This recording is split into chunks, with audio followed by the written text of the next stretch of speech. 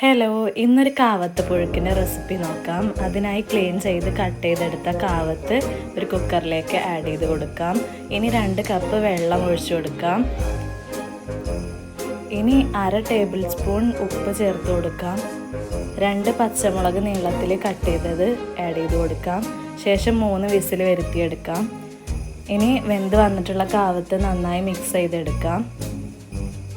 ഇനി ഒരു പാനിലേക്ക് താളിച്ചെടുക്കാനുള്ള ഓയിൽ ഒഴിച്ചു കൊടുക്കാം.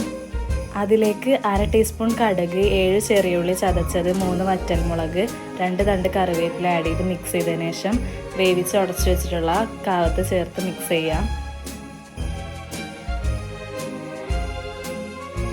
ഇനി അതിലേക്ക് 1 കപ്പ് തേങ്ങ ചിരവിയത് ആഡ് ചെയ്ത് മിക്സ് ചെയ്ത് കൊടുക്കാം. ശേഷം ഫ്ലെയിം ഓഫ് ചെയ്യാം. നല്ല ടേസ്റ്റി ആയിട്ടുള്ള കാവത്ത് പുഴുക്ക് റെഡി. എല്ലാവരും ട്രൈ ചെയ്യുക, ഫീഡ്ബാക്ക് അറിയിക്കുക. Thank you.